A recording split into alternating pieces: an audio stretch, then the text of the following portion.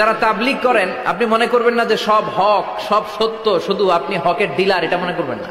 সব সত্য হক এটা আপনার বাবার দাদার সম্পত্তি এটা মনে করবেন না। সব দলের মধ্যে হক থাকতে পারে, বরং সব দলের ভালো ভালো জিনিসগুলো নিয়ে নিজেকে সাজানো দরকার।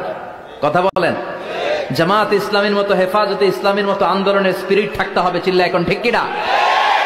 আমার সুন্নি ভাইদের মতো নবীর প্রেম অন্তরে থাকতে হবে। চিল্লা এখন ঠিক কিনা? তাবলীগের ভাইদের মতো হৃদয়ে ইখলাস থাকতে হবে।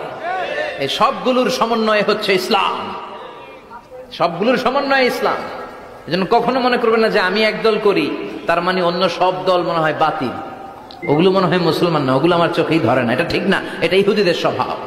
ইহুদিরা শুধুমাত্র হকের ডিলার মনে করতো নিজেদেরকে। ইহুদি ছাড়া বাকি কাউরে ওরা চোখে দেখতে পারতো না। এজন্য আমরা কি কট্টরপন্থী হব না মধ্যমপন্থী? চিল্লায় বলেন, কট্টরপন্থী না মধ্যমপন্থী? আল্লাহ আমারে যতদিন বাঁচিয়ে রাখা আমি এই মধ্যম পন্থার কথা বলেই যাব, up to my death. It's my mission, it's my vision. এটাই আমার লক্ষ্য, যে মধ্যম পন্থার ইসলামকে প্রমোট করা, যেটা বিশ্বনবীর ইসলাম, যেটা মদিনার ইসলাম, যেটার মধ্যে বাড়াবাড়ি নাই, ছাড়াছাড়ি নাই। ঠিক কিনা? আল্লাহ তুমি আমাদেরকে বুঝার তৌফিক দান করো। সূরার নাম হচ্ছে সূরাতুত তাকাসুর। চিল্লায় বলেন কি নাম? এই সূরার সেন্ট্রাল সাবজেক্ট ম্যাটার হচ্ছে we have to go back to our Lord. আমাদেরকে ফিরে যেতে হবে আমাদের রবের কাছে। আমরা কেউ আজীবন থাকতে আসি নাই। থাকতে পারবো আজীবন? দাদা চলে গেল, বাবা চলে গেল, মা চলে গেল, মামা চলে গেল, খালু চলে গেল, এরপর আমাদের টনক নড়ে না, তাই না? পাগল পাড়া হয়ে আছে এই পৃথিবীর জন্য। মরতে যে হবে এটা ভাববার সময়টুকু আমাদের নেই। আমরা ব্যস্ত আমাদের ক্যারিয়ার নিয়ে, আমাদের লাইফ নিয়ে, আমাদের সমাজ নিয়ে, আমাদের ফ্যামিলি নিয়ে, আমাদের সন্তান আর সম্পদ নিয়ে আমরা super busy. We are leading a very super busy life. We don't have even a single time to think about death. মৃত্যু নিয়ে ভাবার একটা মুহূর্ত আমাদের নাই। কিন্তু পৃথিবীর সবচাইতে সুনিশ্চিত বিষয় হচ্ছে মৃত্যু। ঠিক কিনা? The most certain thing in our life is death. আমাদের জীবনের সবচাইতে সুনিশ্চিত বিষয় হচ্ছে মরণ। মরবই আমরা। And the most uncertain thing in our life is the time of death. আর আমাদের জীবনের সবচেয়ে অনিশ্চিত বিষয় হচ্ছে মৃত্যুর সময়। আমরা জানি না। মরবো যে এটা জানি, জানেন না? কিন্তু কখন মরবো এটা জানি?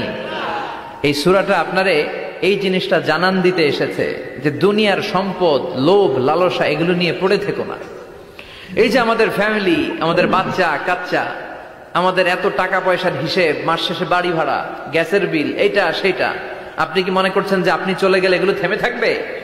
কিছুই থেমে থাকবে না, সব চলবে আগের মতো, থাকবেন না আপনি। এজন্য শাহাদাত ফয়সাল ওনার ফেসবুকে সর্বশেষে লিখে গিয়েছিল, আমি হীন দুনিয়া, মানে এমন দুনিয়া যেটাতে আমি নাই। সব চলে, সকাল গড়িয়ে বিকেল হয়, শীত শেষে গ্রীষ্ম আসে, দিন শেষে রাত নামে, সব চলে, নাই শুধু আমি। চিল্লায় বলেন ঠিক কিনা?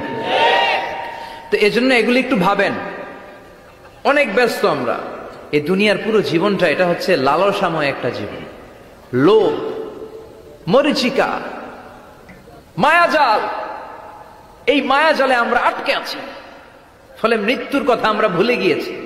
পাগলের মতো ছুটছি, আরো টাকা লাগবে, আরো খ্যাতি লাগবে, আরো যশ লাগবে, আরো দাপট লাগবে আমার। এত টাকা দিয়ে কি হবে? এত সম্পদ দিয়ে কি হবে? এত ব্যস্ততা দিয়ে কি হবে তোমার? স্টপ, থামুন, অনেক হয়েছে, আম্মা থামুন। Take a rest, take a breath and think about death. Think that you have to go back to your Lord. একটু বসেন না, একটু ভাবেন যে আমাকে চলে যেতে হবে, চলে যেতে হবে। এই কোলাহল, এই ব্যস্ততা এগুলো থাকবে, থাকবো না আমি। সাইয়েদনা ওমর ফারুক বলেছেন, মুতু ক্বাবলা আন তামুতু, মরার আগে একবার মরো। হাসিবু ক্বাবলা আন তুহাসাবু আলাইকুম, তোমার হিসাব নেওয়ার আগে তুমি একবার নিজের হিসাবটা করো না। কাগজ বের করে একটু লিখো না, কি কি ভালো কাজ করছিলা, যেগুলো দিয়ে নাজাতের ওয়াসিলা হতে পারে, 1 2 3, আর কি কি আকাম কুকাম করছো দেখো না, লিখে দেখো তোমার অবস্থাটা কি। মরার আগে একবার মরো। মরার আগে খাটের মধ্যে শুয়ে শটান করে চোখ বন্ধ করে একবার মরার ভান করে দেখেন কেমন লাগে। চোখটা বন্ধ করেন আর ভাবেন আপনি নাই, কি কি হতে পারে ভাবেন। আপনার ছেলে মেয়েরা কান্না জুড়ে দিবে, আপনার প্রাণের স্ত্রী বিলাপ শুরু করে দিবে, বন্ধু বান্ধবের চিৎকার আর মাতম, স্থানীয় এলাকার মসজিদে ঘোষণা, অমুক এলাকার নিবাসী অমুক ভাই অমুকের ছেলে অমুক দুনিয়ায় নাই। সব আত্মীয়রা চলে আসবে, ফেসবুকে স্ট্যাটাস দেয়া হবে, সবাই সবাইকে জানাবে বিকাল 4টায় অমুক হাই স্কুল ময়দানে আপনার জানাজা। ছুটে আসবে, সবাই ছুটে আসবে আপনাকে শেষ বিদায় দিতে, গুড বাই জানানোর জন্য, আল ওয়াদা, বিদায় জানাতে আসবে সবাই। 4 তাকবীর দিয়ে আপনার জানাজা হবে, অশ্রুসিক্ত জানাজায় আপনার বিদায় হবে। কাঠের খাটিয়ার মধ্যে করে কাঁধে তুলে আপনারে কবরে নেওয়া হবে। আগে থেকে খুঁড়ে রাখা কবরটার মধ্যে আপনারে বিছিয়ে দেয়া হবে। বাঁশের কচি দিয়ে তার উপরে মাটির চাপা দিয়ে সব চলে যাবে। ভাবেন না একবার চোখ বন্ধ করে, this is the circle of life, this is the nature of life. এটা সবার হবে, আমার হবে, আপনার হবে। এত মায়া, এত ভালোবাসা কই যাবে? কেউ থাকবে না। সবাই আপনার অন্ধকার কবরে রেখে দিয়ে চলে আসবে। উপরে বাঁশের কঞ্চি, তার উপরে মাটির চাপা, অন্ধকার আর অন্ধকার। এই অন্ধকার যেন শেষ হতে চায় না, শুধুই অন্ধকার, ঠিক কিনা? এজন্য আমাদের চলে যেতে হবে। দাদা গেল, চাচা গেল, মামা গেল, আমাদেরকেও যেতে হবে, জোরে কোন ঠিক কিনা? একদিন মাটির ভেতরে হবে ঘর রে মন আমার, কেন বন্ধ দালান ঘর, প্রাণ পাখি উড়ে যাবে পিঞ্জর ছেড়ে, ধরা ধামে সবই রবে তুমি যাবে চলে, বন্ধু বান্ধব যত মাতা পিতা দ্বারা সুত সবই হবে তোমার পরে, মন আমার কেন বান্ধ দালান ঘর, একদিন মাটির ভেতরে হবে ঘর রে মন আমার, কেন বান্ধ দালান ঘর। একটা সার্টেন পিরিয়ড শেষে আপনিও থাকবেন না। This is the nature of life, this is the circle of life. ছোট্ট শিশু হয়ে এসেছিলেন, শৈশব, কৈশোর, যৌবন, প্রৌঢ়ত্ব। আগে ছিলেন সিঙ্গেল, বিয়ে করে হয়ে গেলেন ডবল। এরপরে আল্লাহ আপনাকে একটা মেয়ে দিল, এরপরে মেয়েকে বিয়ে দিয়ে শ্বশুর হলেন, এরপরে ওই মেয়ের ঘরে সন্তান হতে নানা হলেন। আর কতদিন? অনেক দিন হলো তো, অনেক লম্বা সময় পেয়েছেন আপনি। Think about that. এবার যাওয়ার কথা ভাবেন, আখিরাতের সামানের কথা ভাবেন, ফিরে যেতে হবে। কি শক্তিশালী যুবক, বার্ধক্য চলে আসলে লাঠি ছাড়া চলতে পারে না। কুচকুচে কালো দাড়ি সাদা হয়ে যায়, দাড়ির শুভ্রতা, বয়সের ভার, রং ধরা যৌবন জং ধরে শেষ, ঠিক কিনা? This is the circle of life. যুবক ভাইরা, এটাই জীবন, চলে যেতে হবে, কেউ থাকতে পারবে না, ঠিক কিনা? এটা রিমাইন্ডার আল্লাহ এই সূরার ভেতরে দিয়েছেন যে তোমাদেরকে ফিরে যেতে হবে। এই লোভ লালসা ছেড়ে দাও।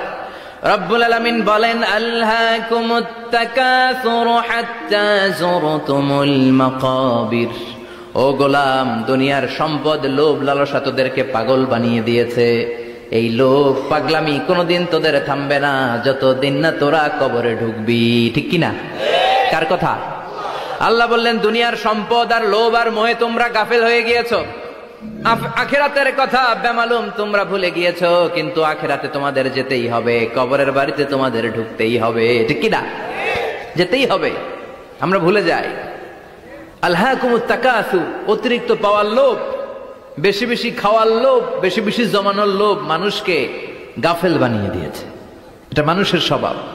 আরো চাই, আরো চাই, এই স্বভাবটা আছে না নাই? দেখবেন ছোট বাচ্চারা মসজিদে দোয়া অনুষ্ঠান শেষে জিলাপি দেয় না? বড়ুয়া কৃষ্ণপুর কি দেয়? আগে বাতাসা দিত না, এখন কি দেয়? জিলাপি দেয়, মিষ্টি দেয়।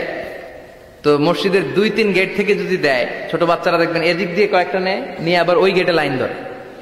ওর হাত হলো ছোট হাত, ওর হাত ভর্তি জিলাপি, আর নেওয়ার জায়গা না, এরপর আরেক জায়গায় লাইন ধরছে, আরো লাগবে, আরো লাগবে, এই আরো আরো আরো চাই। এই স্বভাবটাই মানুষকে কুড়ে কুড়ে শেষ করে দিয়েছে। এত লাগবে কেন তোমার? চাহিদার কোনো শেষ নাই। Unlimited demand of human being. যার আছে বেশি তার চাই বেশি। যার সাইকেল আছে তার হুন্ডা চাই, হুন্ডা আছে তো প্রাইভেট কার চাই, প্রাইভেট কার আছে তো প্লেন চাই, প্লেন আছে তো হেলিকপ্টার চাই, হেলিকপ্টার আছে তো ওইটা চাই, ওইটা আছে তো সেটা চাই, ঠিক কিনা? এলাকার মেম্বার যে হয়েছে চেয়ারম্যান হতে চায়, আছে না নাই? এজন্য বিষ্ণু বলেছেন উনজুরু ইলা মান হুয়া আসফালা মিন, তোমার চেয়ে যে খারাপ আছে ওর দিকে তাকাও। ওয়ালা তানজুর মান হুয়া আ'লা মিন, তোমার চেয়ে যে ভালো আছে ওর দিকে তাকায়ও না, তোমার চেয়ে যে খারাপ অবস্থানে আছে ওর দিকে তাকাও। অনেকে নিজের অবস্থান নিয়ে সুখী না, এরকম আছে না নাই? আল্লাহ আমার এটা দিল না রে, ওইটা দিল না রে, পাইলাম না রে, কিচ্ছু হয় না, কি করব জীবনে, হতাশ। আসলে আছে কিন্তু অনেক, কিন্তু শুকরিয়া নাই, ডাকাত, ঠিক কি না? নিজের অবস্থান নিয়ে সুখী না, কিন্তু অনেক লোক আছে তারা আপনার অবস্থানে পৌঁছতে চায়। তাদের দিকে তাকিয়ে দেখেন, আপনি যে অবস্থানে আছেন এই অবস্থানে পৌঁছাটা অনেকের কাছে স্বপ্ন। তারা প্রতিনিয়ত সংগ্রাম আর স্ট্রাগল করে যাচ্ছে আপনার অবস্থানে পৌঁছতে, আর আপনি এটা নিয়ে সন্তুষ্ট না। শেখ সাদির নাম শুনেছেন? বালাগাল উলা কাশাফাত দুজা, এই কবিতাটার রচয়িতা ইরানের বিখ্যাত এক কবি। উনি একবার আর্থিক সমস্যার মধ্যে দিয়ে সময় কাটাচ্ছেন, টাকা নাই, পয়সা নাই, পায়ে দেওয়ার মতো জুতা নাই। উনি খুব দুঃখ পেলেন, হায় রে, আমি ইরানের এত বড় কবি, আমার পায়ে দেওয়ার মতো জুতা নাই। দুঃখ ভরা মন নিয়ে রাস্তায় হাঁটতে বেরোলেন। হাঁটতে হাঁটতে হঠাৎ দেখলেন একটা লোক শুয়ে শুয়ে কাঁদছে, ওই লোকটার দুইটা পাই নাই, পাই নাই। উনি সেজদায় পড়ে গেলেন, আল্লাহর কাছে ক্ষমা চাইলেন, আল্লাহ অনেক দিয়েছো, শুকর আলহামদুলিল্লাহ। এজন্য যেই পরিস্থিতিতেই থাকি না কেন আমরা কি পড়বো? জোরে বলেন, কি পড়বো? এজন্য আল কানাতু মিনাল ইসলাম, অল্পে তুষ্ট থাকার নাম হলো ইসলাম।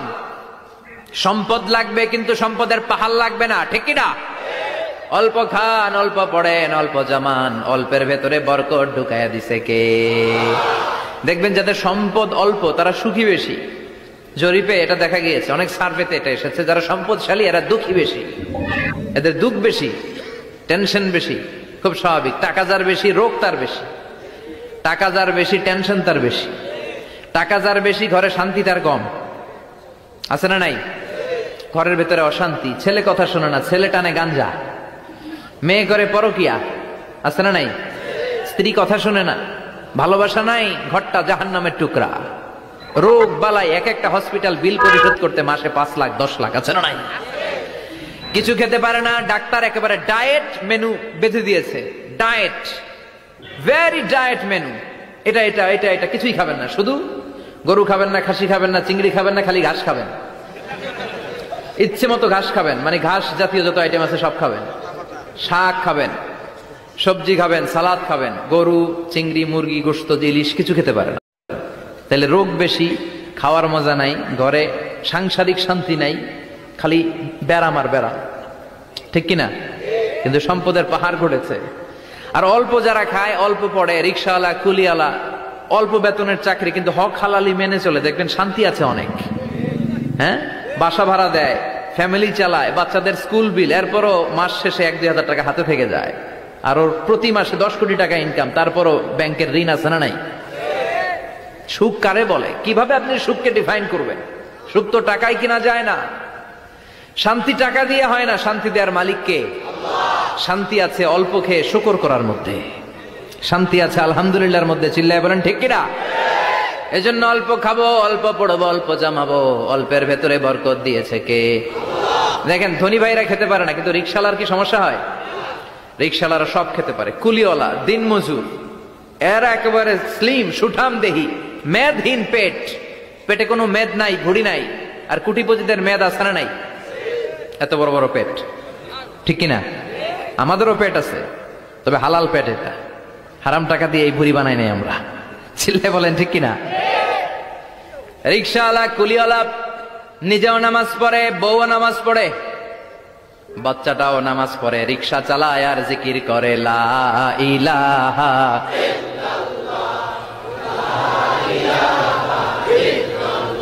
লা ইলাহা ইল্লাল্লাহু মুহাম্মাদুর রাসূলুল্লাহ সাল্লাল্লাহু।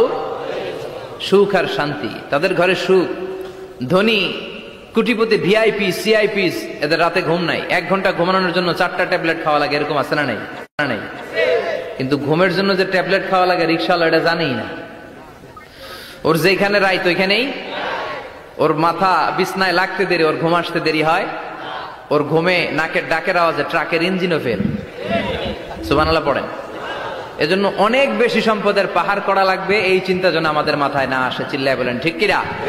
এজন্য রব্বুল আলামিন বলেন আল্হাকুমুত তাকাসুরু হাত্তা যুরতুমুল মাকাবির। বেশি বেশি সম্পদ উপার্জনের আকাঙ্ক্ষা তোমাদেরকে আখিরাত থেকে গাফেল বানিয়েছে। এই গাফলতি কশিনকালেও তোমাদের কমবে না যতক্ষণ না তোমরা কবরে ঢুকবা। হাত্তা যুরতুমুল মাকাবির, মাকবারাতুনের প্লুরাল মাকাবির, যতক্ষণ না কবরে না ঢুকবা, কবরস্থান তোমার আবাসস্থল না হবে, ততক্ষণ পর্যন্ত এই চাই চাই মানসিকতা কমবে। মানুষের স্বভাব হলো আরো চাই, আরো চাই, আরো চাই করে। ফকিরেরা কারা? আল্লাহ গালি দিয়ে বললেন তোরা সব ফকিরনি। তোরা কি? ইয়া আইয়ুহান নাসু আনতুমুল ফুকারাউ ইলাল্লাহ ওয়াল্লাহু হুয়াল গানিয়ুল হামিদ। সুবহানাল্লাহ পড়েন। আল্লাহ ডেকে বললেন গোলাম আনতুমুল ফুকারা ইলাল্লাহ, তোমরা সবাই ফকির, ধনী হলো একজন, তিনি কে? আল্লাহ শুধু ধনী। আর মানুষের স্বভাব হচ্ছে আরো চাই, আরো চাই। ওর 2 তলা বিল্ডিং, আমার 3 তলা লাগবে। ওর 2টা গাড়ি আছে, আমার 3টা লাগবে। আছে না নাই? বিশ্বনবী বললেন কিয়ামতের আগ দিয়ে মানুষের মধ্যে আকাঙ্ক্ষায় প্রতিযোগিতা বেড়ে যাবে, প্রতিযোগিতামূলক টেন্ডেন্সি। কার চেয়ে কে বড় হতে পারে, কার চেয়ে কে বেশি টাকার পাহাড় বানাতে পারে। আছে না নাই? বিশ্বনবী বললেন ওয়া আনতারাল হুফাতাল উরাতাল আলাতা রিয়া আশ-শাইয়াতা তাওয়ালুনা ফিল বুনিয়ান। কিয়ামতের আগে এমন কিছু লোক যাদের গায়ে দেওয়ার মতো জামা ছিল না, পায়ে দেওয়ার মতো জুতা ছিল না, পেটে দেওয়ার মতো খাবার ছিল না, সমাজের কেউ তাদেরকে চিনত না। হঠাৎ করে এই লোকগুলো ধনী হয়ে যাবে। তার মানে আছে যার বেশি চায় তত বেশি। চিৎকার করে বলেন ঠিক কিনা? এজন্য আল্লাহ বললেন আলহাকুমুত তাকাসুরু হাত্তা যুরতুমুল মাকাবির। দুনিয়ার লোভ তোমাদেরকে আখিরাত থেকে গাফেল বানিয়ে দিয়েছে। দুনিয়ার লোভ লালসার মধ্যে পড়ে আখিরাতকে বেমালুম তোমরা ভুলে গিয়েছো। এই গাফলতি কোনোদিন কমবে না যতদিন না তোমরা কবরে ঢুকো। ঠিক কিনা? সম্পদ উপার্জনে ইসলাম বাধা দেয় না, কিন্তু সম্পদ হৃদয়ে স্থান দেয়া যাবে না। সম্পদ উপার্জন করতে হবে, খরচ করে ফেলতে হবে। বেশি সম্পদশালী হতে হলে আল্লাহর সন্তুষ্টির জন্য যাকাত দিতে হবে। কে দিতে হবে? দে যাকাত, দে যাকাত, তোর দিল খুলবে পরে, আগে খোলো খাত। দে যাকাত, দে যাকাত, তোরা দে রে যাকাত। ঠিক কিনা? দিল পরে খুলবে, আগে হাত খোলেন। হাত খুললে দেখবেন দিলটারে খুলে দিয়েছে কে? সাইয়েদনা মুসা আলাইহিস সালামের জামানায় ওনার চাচাতো ভাই ছিল মিশরের সবচাইতে বড় ধনী, যাকাত দেয় নাই। তার কি করুণ পরিণতি হয়েছে কোরআনে আছে না নাই? এত সম্পদ ছিল, তার সম্পদগুলো সে সিন্ধুকে আটকে